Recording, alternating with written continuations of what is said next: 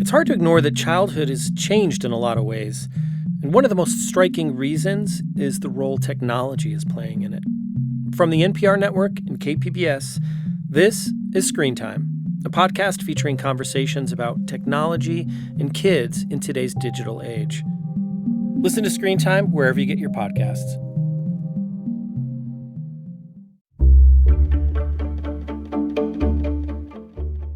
Good morning, I'm Lawrence K. Jackson. It's Wednesday, July 1st. More housing could be coming to a transit stop near you. More on SB 79 next, but first, the headlines.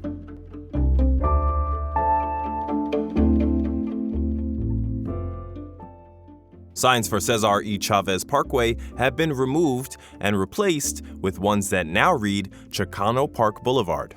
This comes months after the New York Times reported numerous allegations of sexual abuse against the deceased labor leader. Several parks, institutions, and public spaces across the county have previously removed Chavez's name or likeness. Some hospitality workers in the city of San Diego are getting a raise today. Employees of certain hotels and amusement parks will now make $19 an hour, and event center workers will now make over $20 an hour. That's higher than the city's current minimum wage of $17.75 an hour. That's because the city of San Diego's hospitality wage ordinance went into effect. It was approved by the city council back in 2025 and then signed into law by Mayor Todd Gloria. Hourly wages for hospitality workers will also continue to increase each year on July 1st until reaching $25 an hour in 2030. The increases are for employees who work at hotels with more than 150 rooms, event centers like Petco Park, Pachanga Arena, the Civic Theater, and the San Diego Convention Center, as well as amusement parks with more than 75 acres like SeaWorld and Legoland. Roughly 800,000 passengers are anticipated to arrive or depart from San Diego International Airport between June 28th and July 6th. Airport officials say things will be very busy at the airport with a projected 90 to 95,000 daily travelers. Thursday is anticipated to be the busiest day prior to the holiday, and Monday, July 6th, the busiest post-holiday travel day. Airport officials are asking you to check your flight status before heading to the airport, reserve parking in advance, get a ride, or take a rideshare. And of course, arrive early. From KPBS, you're listening to San Diego News Now. Stay with me for more of the local news you need. KPBS On Demand is supported by ACLU of San Diego and Imperial Counties. The work of the ACLU is about closing the gap between the America that was promised and the America that is. Learn more at www.aclu-sdic.org.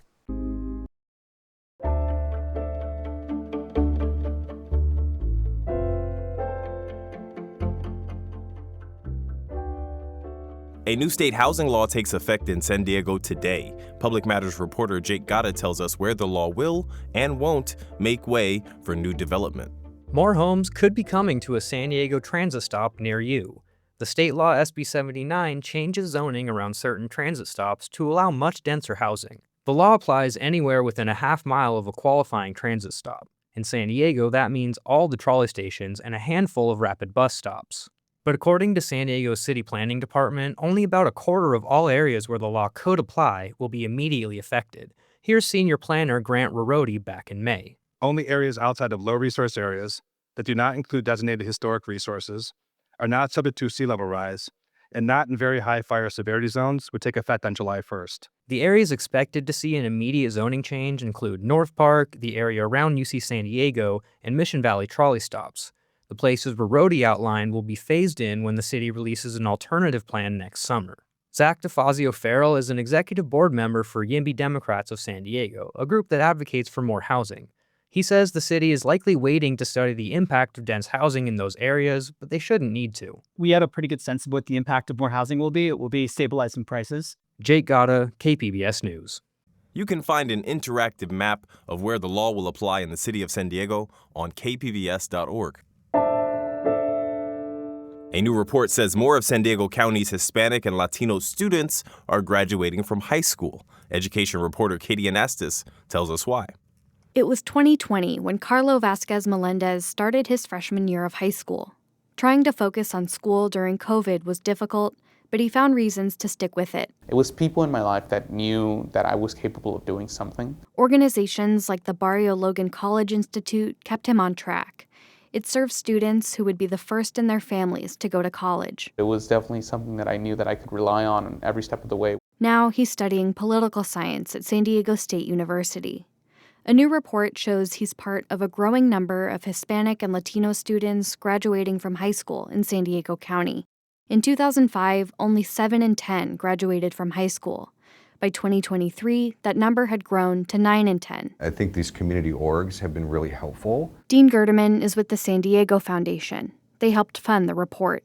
He says high schools are making changes too. Schools are doing better at more kind of consistently tracking and supporting students and intervening earlier. He says career training and college courses are helping keep students engaged through graduation. Katie Anastas, KPBS News.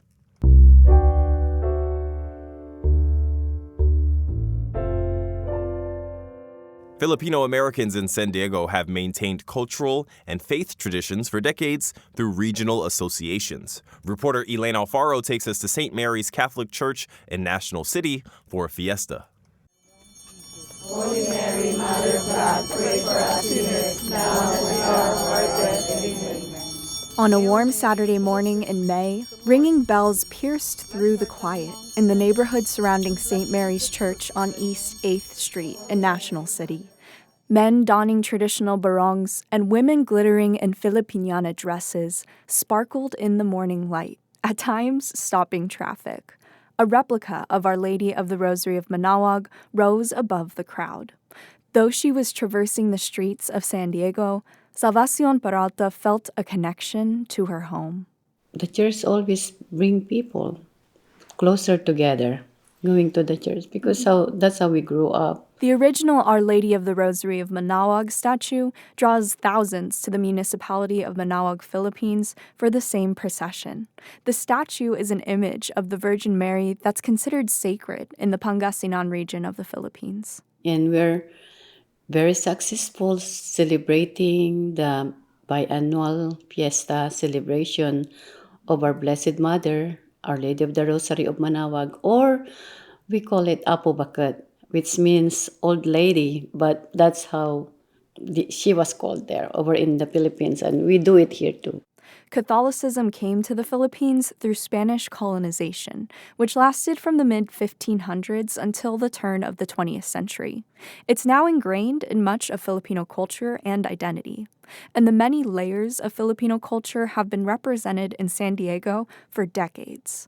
The Pangasinan, Bicol, and Cavite regions all have their own clubs, where traditional dance, stories, and food are honored. Salvador Flor was born and raised in San Diego. His father, a Navy veteran, was involved in the Bicol Club. You had the regional club, and you had the church, and you had the family. To me, the church is a safety net for our Filipino community. The Navy was another strong connection. The regional clubs really set the basis of camaraderie for the new Navy guys, because the Navy guys would come here, be stationed locally. They'd have some relatives in San Diego, they would basically try to find the region they're from. The mothers, aunties, and grandmothers also played pivotal roles in these associations. Charlotte Guarnaz Fajardo says she was 12 years old when her aunt and other women started San Diego's Bicol Club in 1962. She was quite a leader.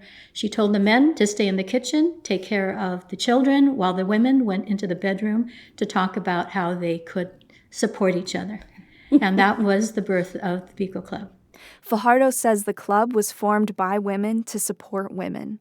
A main focus was ensuring that their children kept a connection to their homeland as they grew up in the United States. Making sure that they understood their culture, making sure that we had events around our faith, and making sure we had plenty of parties and times to entertain each other. The fiestas are a through line for each of the regional groups. Back at the fiesta at St. Mary's, the devotees of Our Lady of the Rosary of Manaoag gathered for Mass after the procession. The smell of incense wafts through the air. Important leaders in the Catholic Filipino faith even flew into town for the Mass and feast. After Mass, the attendees formed a winding line through the church's community auditorium, the smell of lechon and pancit setting the table for continued fellowship. Peralta plays a big role in planning the festivities. So when there's a fiesta, there's food. There's a fiesta, there's a mass, there's food right after. And it's also a fellowship. Fellowship, you get to mingle with your fellow devotees, fellow Filipinos. The challenge lies with the younger generations, who don't have memories of celebrating these traditions and holidays in the Philippines, making sure they see the value and importance of the religious and cultural traditions. Peralta said there is a solid foundation to build upon.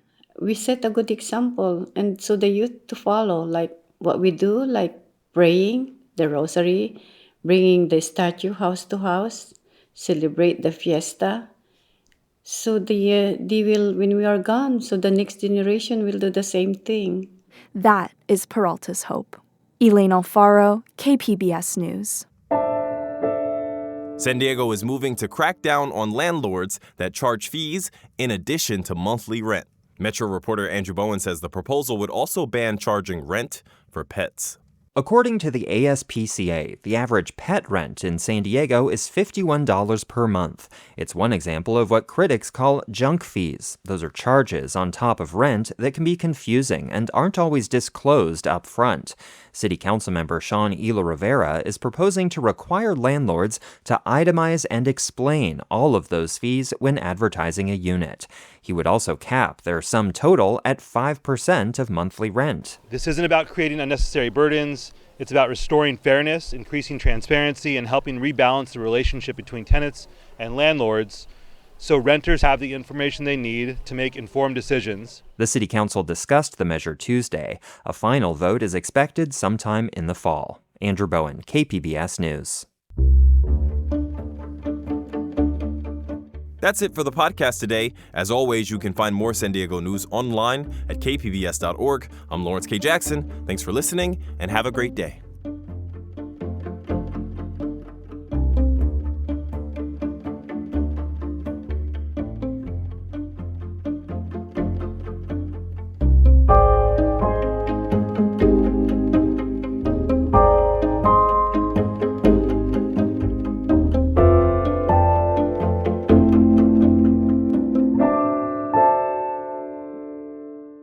KPBS On Demand is supported by the Museum of Contemporary Art San Diego, now showing Giants, art from the Dean Collection, featuring art from the collection of Swiss Beats and Alicia Keys, and Hometown Heroes, a photography collection reflecting the rich culture of the border. More at mcasd.org.